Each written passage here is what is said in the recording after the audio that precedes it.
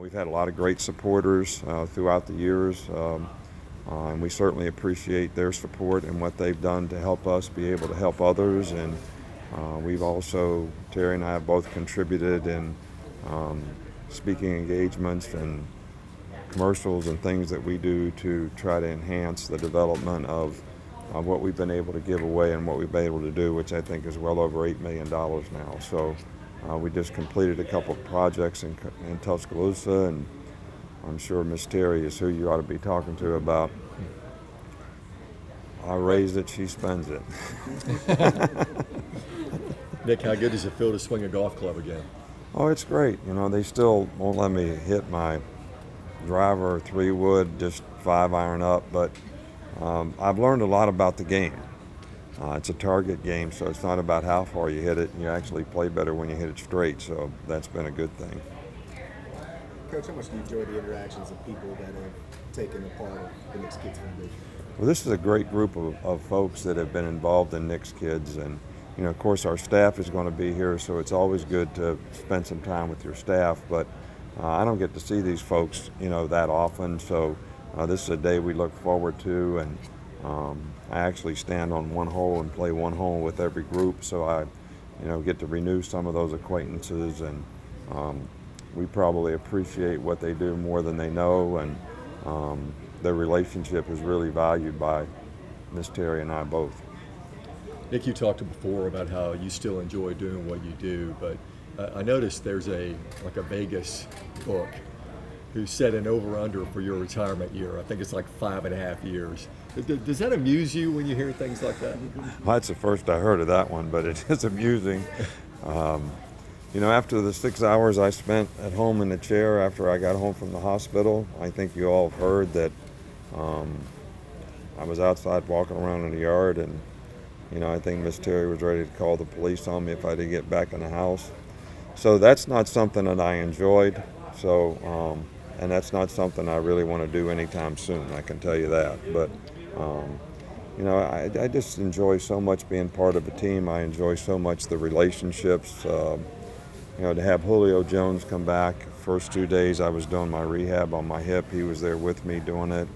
You know, Tua actually came in yesterday when I was doing rehab and gave me a medical examination. So, you know, some of these things are really special. And so, no time soon. I don't know what Vegas knows that I don't know.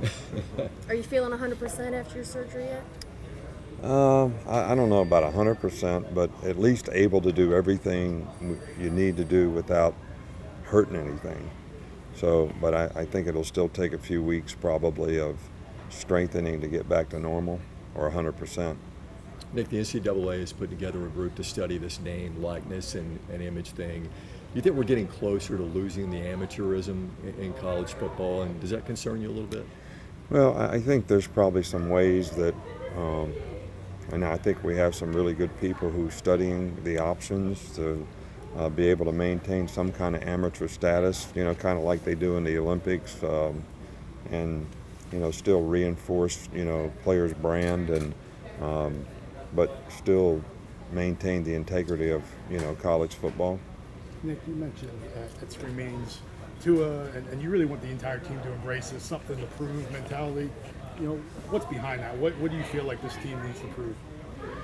Well, I don't think we finished like we wanted to finish last year, and you know, you heard me talk about, you know, the Bama factor, and I don't think we had all those ingredients toward the end of the season, and I don't think that we improved toward the end of the season. And you know, if you're going to have a chance to win a championship, you know, that's critical. I mean, when you look at the teams that we played down the stretch, from LSU to Mississippi State to Auburn to, you know, Georgia in the championship game, Oklahoma, Clemson, I mean, you better be improving, you better be hitting on all cylinders, and players better be paying attention to detail and preparation, how they practice, or you're going to get exposed by good teams. And hopefully we learn something, you know, from that, and we'll be able to do a little bit better in the future. Coach, talk about last question here. Possible, we're looking at doing renovations for the stadium. What does that say for the success that you brought to this program?